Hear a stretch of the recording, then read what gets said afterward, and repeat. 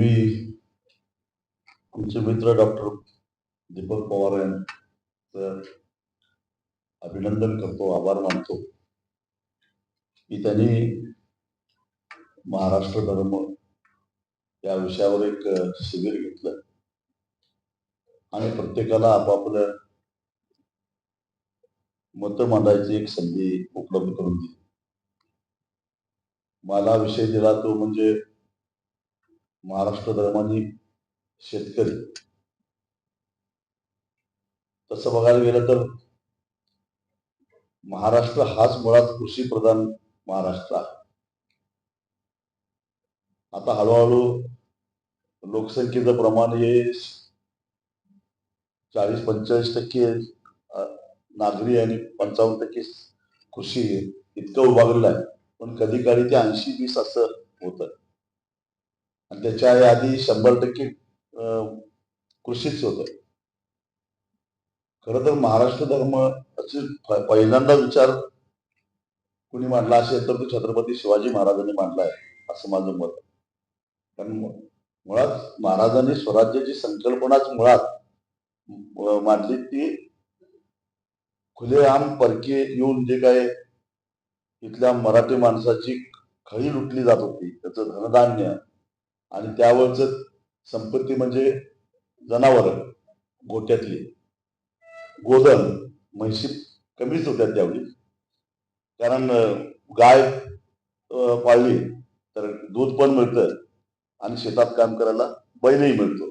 म्हशीपासून तशी काही व्यवस्था नव्हती, त्यामुळे गोधनच जास्त आपल्याकडे होतं आणि ही संपत्ती लुटालूट करायला जे बाहेरून यायचे त्यांच्यापासून संरक्षण आणि चांगल्या पद्धतीने खेड्यापाड्यातल्या डोंगरदऱ्यातल्या लोकांना चांगल्या पद्धतीनं जीवन जगता यावं म्हणून आपला महाराष्ट्र आणि आपलं एक स्वतःचं राज्य असावं ही संकल्पना शिवाजी महाराजांनी म्हणून महाराष्ट्र धर्माची सुरुवात तिथनं झाली असं मला माझं मत. आणि अशा पद्धतीनं आमचा शेतकरी जो प्रचलित जी व्यवस्था होती, स्वयंपूर्ण गावं जी होती त्या गावातल्या सगळ्या लोकांचं पोट भरायचं काम करायचं. त्यावेळी व्यवहारात पैसा नव्हताच, पण तरी सुद्धा गावं सुखी होती. फक्त भीती एवढीच असायची की कधी परकी येतील, कधी गोधन लुटतील, कधी कडबा लुटतील, कधी धान्य लुटतील याचा नेम नसायचा. आणि आया बहिणींची आबरू सुद्धा सुरक्षित राहायची नाही अशा काळामध्ये. मग अशा काळामध्ये आमच्या आया बहिणींची आबरू राखली गेली पाहिजे, त्यांना सुरक्षा मिळाली पाहिजे, आपले खडी सुरक्षित राहिली पाहिजे. यासाठी त्या काळी प्रामुख्यानं शेती व्यवसाय करणारा जो शेतकरी होता त्याला खर तर कुणबी असं म्हटलं गेलं. त्याविषयी सगळे आपण कुणबी होतो आणि या कुणब्यांच्या संरक्षणासाठी म्हणून श्रींचं राज्य म्हणजे आपलं राज्य शिवाजी महाराजांनी स्थापन केलं आणि शेतकऱ्यांना सुद्धा वाटायला लागलं की खरोखरच हे आपलं राज्य आहे. आणि म्हणून अनेक शेतकरी त्या काळामध्ये मृग नक्षत्र झाल्यानंतर शेतातली कामं सुरू करायची आणि दसरा झाल्यानंतर सुगी संपली की मग पुन्हा हातात तलवारी घ्यायचं आणि शिवाजी महाराजांनी सांगितलेल्या मोहिमेवर जायचं. या अशा पद्धतीचं जीवन पद्धती त्या काळामध्ये आपल्या महाराष्ट्रामध्ये. आणि खऱ्या अर्थानं हळूहळू महाराष्ट्र आपला सुखी व्हायला लागलेला होता आणि खऱ्या अर्थानं जो घाम गाळणार आहे, कष्ट करणार आहे, त्याच्या कष्टाला प्रतिष्ठा मिळायला लागलेली होती. त्याला कुठेतरी आवाज मिळत होता आणि त्यातूनच प्रगल्भ महाराष्ट्र हा पुढे यायला करता ती सुरुवात होती. पण त्याच्यानंतर परत शिवाजी महाराजांच्या नंतर ज्या काही राजवटी आल्या त्यांनी सुद्धा परकीयांचेच अनुकरण केलं आणि खरी लुटायचं काय फारसं थांबलं नाही. आणि त्यामुळं हळूहळू पुन्हा शेती व्यवसाय उद्ध्वस्त होत चालला. महात्मा ज्योतिबा फुलेंनी शेतकऱ्यांचा असूड जो लिहिलेला आहे त्याच्यामध्ये त्या काळातली सुद्धा शेतकरी कशी उद्ध्वस्त होत चालली होती त्यांनी अतिशय चांगल्या पद्धतीने त्याच्यामध्ये वर्णन केलेलं आणि ती वस्तुस्थिती होती. हळूहळू आणि मग गावातल्या शेतकऱ्यावर आणि शेतीवर आधारित जगणारा जो काय 12 अब्दुदार होता त्याच्या श्रमाला प्रतिष्ठा मिळाल्यास झाली त्याला आणि त्यामध्ये हळूहळू ज्योतिबांनी सांगितल्याप्रमाणे गाव सोडून बाहेर पडायला त्यातून शहरांची निर्मिती शहरामधली गर्दी वाढायला लागली आणि बाकीचे सगळे जी काही जमीन होती ती हळूहळू पुन्हा छत्रपती शिवाजी महाराजांनी संस्थांना जवळजवळ बरखास्त करत आणलेली होती. पण पुन्हा नवनवीन संस्थाने तयार झाले आणि बाकीचे सगळे त्यांच्या शेतावर कसं काम करत कुळ म्हणूनच त्यांना उपजीविका करावी लागली आणि पुन्हा एकदा महाराष्ट्रामध्ये विषमता तयार व्हायला लागली आणि ती विषमता ती तयार होत असताना त्याला ती कमी करण्याच्या ऐवजी त्याला अजून जास्तीच खतपाणी घालण्याचाच प्रयत्न त्याच्यानंतरच्या राजवटीने केला. पहिल्यांदा महाराष्ट्रातल्या शेतकऱ्याला आत्मसन्मान मिळवून देणारा कायदा 1948 साली झाला तो म्हणजे मुंबई कुळवाट वहिवाट कायदा आणि त्याच्यातून एक संकल्पना मांडली गेली की कशी त्याची जमीन आणि त्या कुळ कायद्यामुळं पुन्हा एकदा महाराष्ट्रातला शेतामध्ये काम करणारा जो काही शेतकरी होता कुणबी होता तो जमिनीचा मालक झाला आणि त्यामुळं तो कायदा महाराष्ट्रामध्ये प्रभावीपणानं राबवल्यामुळं महाराष्ट्रामध्ये जमीनदारांची संख्या फार कमी आहे. जी उत्तर भारतामध्ये दिसते तशी उत्तर प्रदेशमध्येही कमी आहे. मधल्या बिहार मध्य प्रदेशमध्ये जास्त आहे. विशेषतः पश्चिम उत्तर प्रदेशमध्ये सुद्धा तर आपल्यासारखीच परिस्थिती आहे. छोटे शेतकरी जास्त आहे. पण ही जमीनदारी नष्ट करायला सुरुवात 1948च्या त्या कायद्यानंतर झाली. त्याच्यानंतर विनोबा भावेंनी भूदान चळवळ उभी केली आणि या चळवळीच्या माध्यमातून जे भूमिहीन होते त्यांना जमिनीचं वाटप त्यांनी मोठ्या प्रमाणामध्ये केलं आणि किमान खेड्यापाड्यातला जो काही शेतकरी होता तो एका समान पातळीवर आणण्याचा प्रयत्न त्या काळामध्ये बऱ्यापैकी झाला. आता त्यातही पाटील कुलकर्णी खाजगी सावकारीतून किंवा दांडगावा करून किंवा बेवरस मालमत्ता स्वतःच्या नावावर करून घेऊन काही अंशी जमीनदार झाले नाही असं नाही, परंतु तरी सुद्धा बऱ्यापैकी शेतकरी एक समान पातळीवर आलेला होता या 1948च्या कुळ कायदा आणि कसे त्याची जमीन या आपल्या धोरणामुळे. आणि परंतु हा जो कायदा केला गेला हे जे धोरण राबवलेलं होतं हे धोरण ज्यांना पसंत नव्हतं त्यांनी या सगळ्या शेतकऱ्यांनी ही काय आपल्याकडच्या असणाऱ्या जमिनी अशा पद्धतीने कुळ कायद्यानं हडप करून घेतल्या. त्याचा कुठतरी त्याच्यातून त्याला काहीतरी त्यांना त्रास झाला पाहिजे आणि ती जमीन नको त्यापेक्षा गाव सोडून गेलेलं बरं अशी परिस्थिती निर्माण व्हावी अशा पद्धतीनं काही ही मंडळी धोरण पॉलिसी मेकर्स झाली प्रशासनामध्ये गेली आणि तिथं बसून झारीतल्या शुक्राचार्यासारखं यांनी सातत्यानं शेतकरी विरोधी धोरण राबवण्याचा जमेल त्या पद्धतीनं प्रयत्न केला. त्यामुळं म्हणावी तशी शेतकऱ्यांची प्रगती होऊ शकली नाही. पण तरी 1980च्या दशकापर्यंत शेतकऱ्याचं बरंच चाललेलं होतं. शेतकऱ्यांच्या ज्या आत्महत्या व्हायला लागल्या त्या 80 नंतरच व्हायला लागल्या. तोपर्यंत त्यातल्या त्यात परिस्थिती बरी होती, कारण त्यावेळी शेतकरी कामगार पक्षासारखा एक लढाऊ पक्ष शेतकऱ्यांच्या आणि कामगारांच्या हितासाठी सातत्यानं रस्त्यावर संघर्षाची भूमिका घेऊन लढत होता. आणि त्यामुळे काही आणि महाराष्ट्राचं जे नेतृत्व होतं ते तसं बघायला तर ग्रामीण भागातून गेलेलं नेतृत्व होतं. आणि त्यामुळं जे कोणी सत्तेवर असायचे त्यांच्यावर महाराष्ट्राच्या ग्रामीण नेतृत्वाचं नाही म्हटलं तरी थोडासा दबाव होता. पण त्याच्यानंतर अजून हळूहळू परिस्थिती बिघडत गेली आणि ज्या लोकांनी आमची जमीन कुळ कायद्यानं घेतली त्यांना जगणंच मुश्किल करायचं अशा प्रकारचे धोरणं बेमालूमपणाने कशा पद्धतीने राबवता येईल यासाठी जाणीवपूर्वक प्रयत्न केले गेले. आणि त्यातून हळूहळू महाराष्ट्रातला खेड्यापाड्यातला हा जो पूर्वी 10 एकराचा शेतकरी 5 एकरावर आला, लोकसंख्या वाढेल तर 5 एकराचा आता 2.5 एकरावर येऊन बसलेला आहे.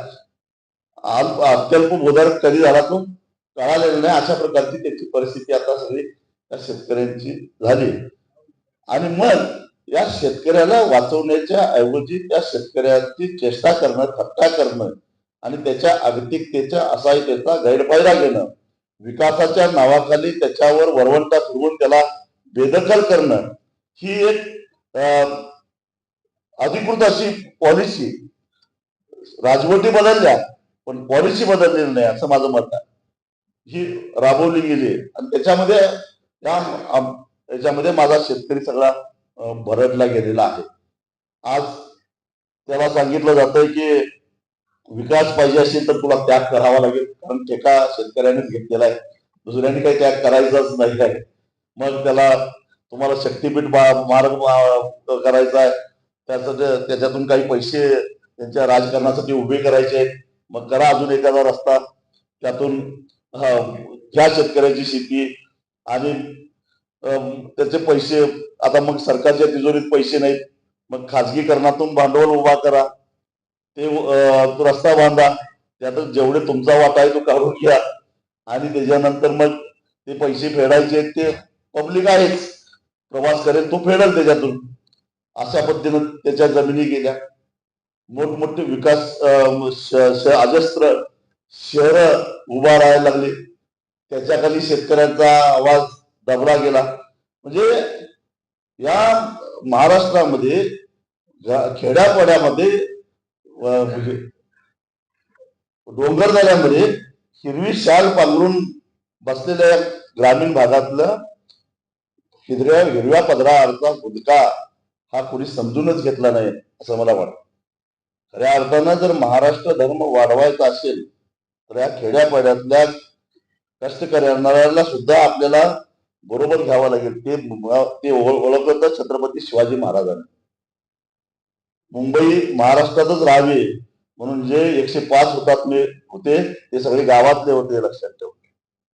आणि आम्हाला मुंबईबद्दल अभिमान, पण आज तीच मुंबई महाराष्ट्रामध्ये राहते का नाही अशी परिस्थिती राहिली आहे. पहिली मुंबई झाली, नवी मुंबई झाली, दुसरी मुंबई झाली, तिसरी, चौथी होईल आणि एक दिवस मुंबई केंद्रशासित होईल, नंतर ते मुंबई प्रदेश होईल, राज्य होईल. आमचा काही संबंधच राहणार नाही. आणि त्या मुंबईसाठी लागणारं पाणी मात्र ठाणे जिल्ह्यातल्या मुरबाड तालुक्यातनं, शहादा तालुक्यातनं, शापूरमधनं घ्यायचं. तिथल्या आदिवासींना पिण्याच्या पाण्यासाठी 10 किलोमीटर वनवन भटकंती करायची, परंतु पाणी सगळं मुंबईला आणि त्याच्या उपनगराला पाठवायचं प्यायला. शेतीला नाही, तिथल्या भूमिपुत्रांना प्यायला सुद्धा पाणी नाही. मी अनेक वेळा ठाण्यातल्या काही धरणाच्या आंदोलनासाठी गेलोय. परवाच मी मुरबाडला गेलेलो होतो. तिथे काळू धरण नावाचं धरण बांधायचं चालू. ठाणे आणि त्याच्या परिसरातल्या शहरांच्यासाठी 14 TMCचं धरण बांधलं जाणार आहे. 19 गावं तिथनं उठवली जाणार आहेत. मी विचारलं की या 14 TMC मध्ये मुरबाड तालुक्यातल्या जे काही आदिवासी पाडे आहेत किंवा छोटी मोठी गावं आहेत त्यांना मार्च नंतर जून पर्यंत पाण्यासाठी प्रचंड वनवन भटकंती करावी लागते, त्यांना पिण्यासाठी तरी राखीव काही आरक्षण ठेवले काय? नाही म्हटले. त्या ज्या तालुक्यामध्ये ते धरण होतंय त्या तालुक्यातल्या लोकांना सुद्धा पिण्याच्या पाण्याचा हक्क त्या धरणावर नाही. जमीन द्यायची त्यांनी, का तर विकास करायचा राज्याचा, गाव सोडून जायचं. परंतु पिण्याच्या पाण्यात त्यांचा हक्क नाही. त्या परिसरामध्ये जी भेंडी पिकली जाते ती साऱ्या देशभर जाते. फक्त पाणी उपलब्ध असलं तर इतक्या चांगल्या प्रतीची भेंडी तिथं तयार होते, संपूर्ण देशभरामध्ये जाते. इतकी लोकप्रिय ती भेंडी आहे. काय त्या मातीचा गुण असू शकतो, जसा देवगडचा हापूस सगळ्या जगभर जातो तसा असू शकतो. परंतु त्याला पाणी मिळत नाही उन्हाळ्यात. मग त्यातले 2-4 टीएमसी आम्ही धरण बांधूया, थोडं शहराला नेतो, थोडं इथं ठेवूया इथली शेती. कारण शेतीला पाणी किती लागणार आहे? 2-4 टीएमसी मध्ये एक तालुका झाला असतो. पण नाही, त्यातलं एक थेंब सुद्धा पाणी नाही. मग ह्याला हा महाराष्ट्र धर्म म्हणायचा का? म्हणजे महाराष्ट्राचा विकास म्हणजे महाराष्ट्र धर्म असं जर कोण म्हणत असेल तर मग कसला विकास? हा विकास नाही, ही सूज आहे.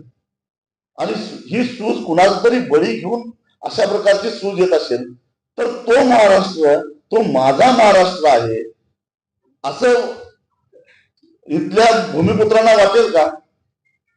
आणि त्यामुळे मला असं वाटायला लागलं की भविष्यामध्ये हळूहळू या सगळ्या यांचा हा ह्यांची राक्षसी महत्वाकांक्षा आहे. ती राक्षसी महत्वाकांक्षा पूर्ण करण्यासाठी पूर्वी केलेल्या आमच्या आधीच्या पिढीने केलेले कायदे सुद्धा बदलायला हे मागे पुढे बघणार नाही. त्यांना चालणारा कायदा म्हणजे कोळ कायदा तो तर काढतीलच. तो न काढता आता हळूहळू कोळांचाच हक्क सातबाऱ्यावरनं, कोळाचं नावच सातबाऱ्यावरनं काढायचं असं ऑनलाईनच्या नावाखाली आता सुरू झालेलं आहे. देवस्थानच्या जमिनी आता कोळाच्या ताब्यात राहिलेल्या नाही आहेत, त्यांना काही अधिकार राहिलेला नाही. आणि मग त्याच्यानंतर काय होईल, एक दिवस सेलिंग ऍक्ट सुद्धा निघून जाईल.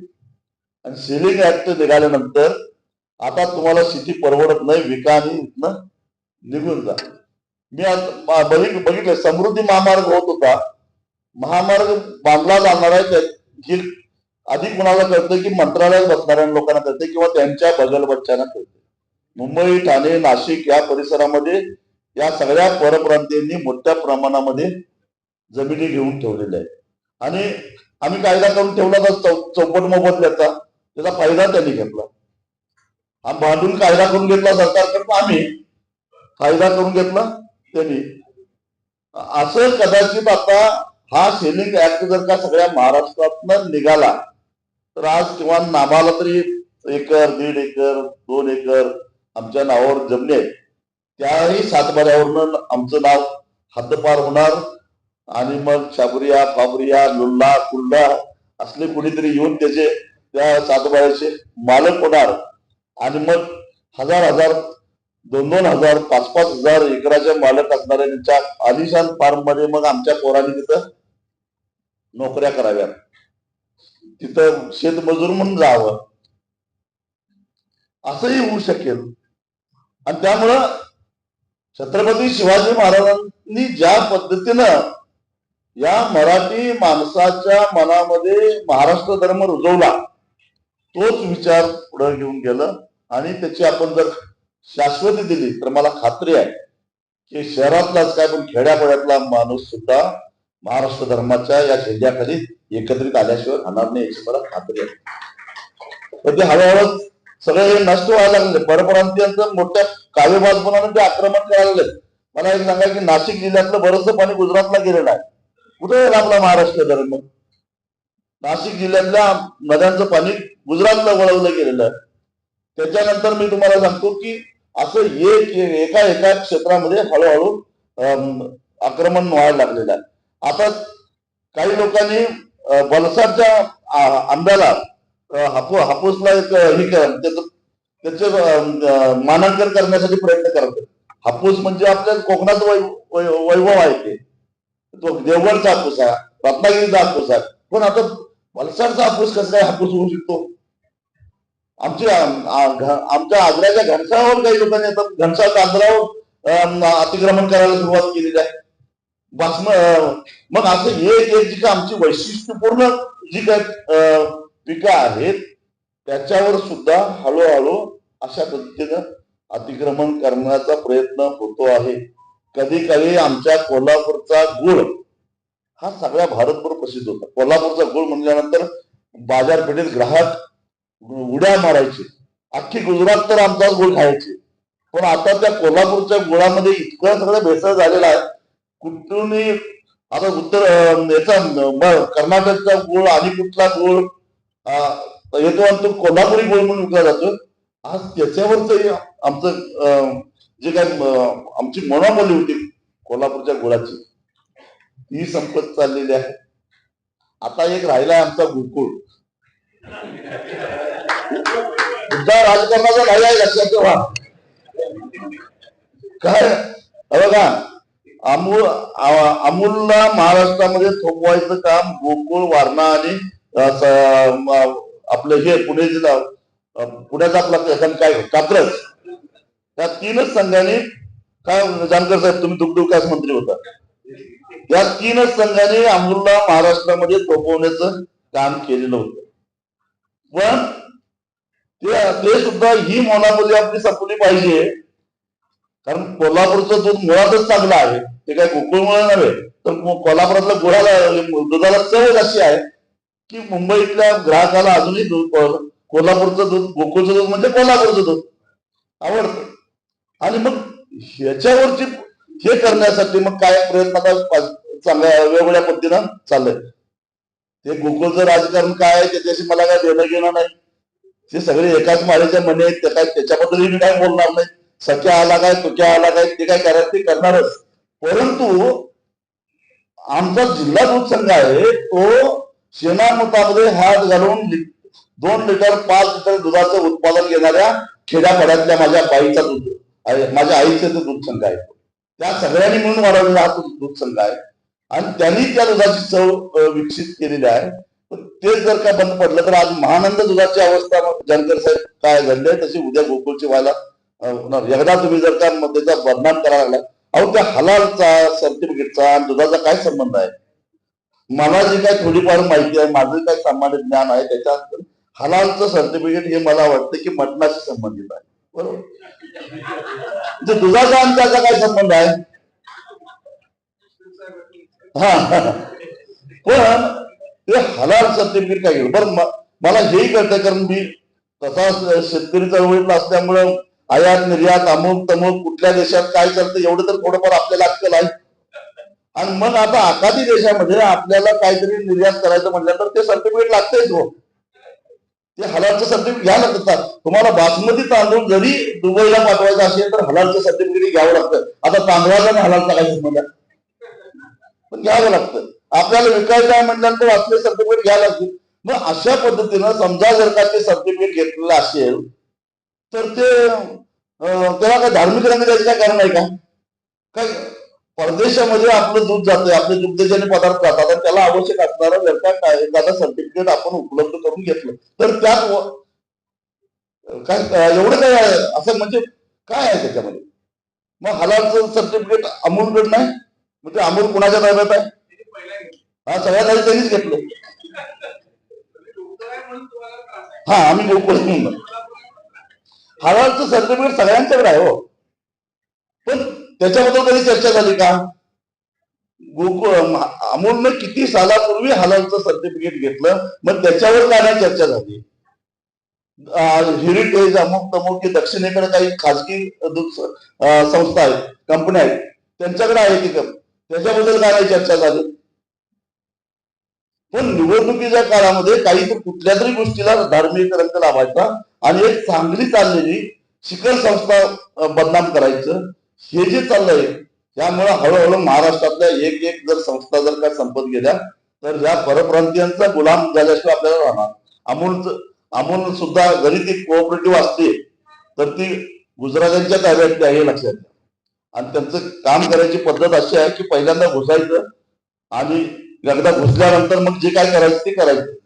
ते तिथल्या शेतकऱ्यांना चांगला नाही देतात, पण इथल्या शेतकऱ्यांना देत नाहीत. विचारा, लॉकडाऊन मध्ये जेव्हा दूध खपतच नव्हतं कुठं, त्यावेळी याच अमूलनं दुधाचा भाव 13 रुपयापर्यंत खाली आणलेला होता. आणि त्यावेळी कोल्हापूर जिल्ह्यातल्या सगळ्याच दूध संघाने मात्र 25 रुपये, मग जानकर साहेब 25 रुपये दुधाचा खरेदी, 25 रुपये कुठं 13 रुपये कुठं, आणि इथल्या शेतकऱ्यांना जपलेलं होतं.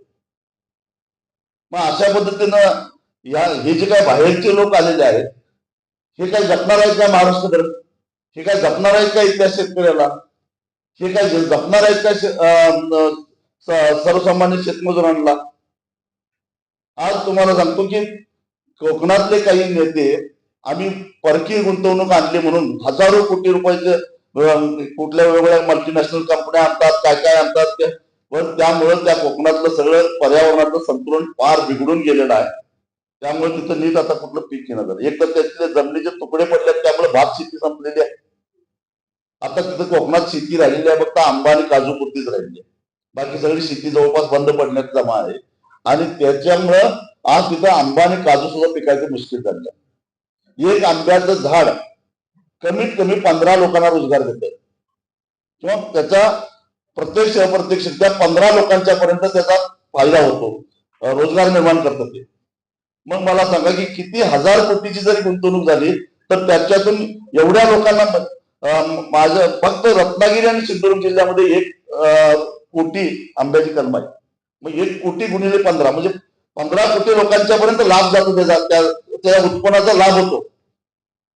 मग एवढ्या 15 कोटी लोकांच्या पर्यंत त्या लाभ पोचवेल अशी कुठली गुंतवणूक आहे सांगा बघू. मग ते चांगलं काय जे आमचं आहे ते चांगलं, परंतु अशा पद्धतीनं आम्ही काय झालंय आभासी दुनियेमध्ये रमून आम्ही भ्रामक कल्पनांच्या मागे लागून जे आमचं मूळचं आहे, अस्सल आहे ते कुठेतरी गमवत चाललेलं आहोत.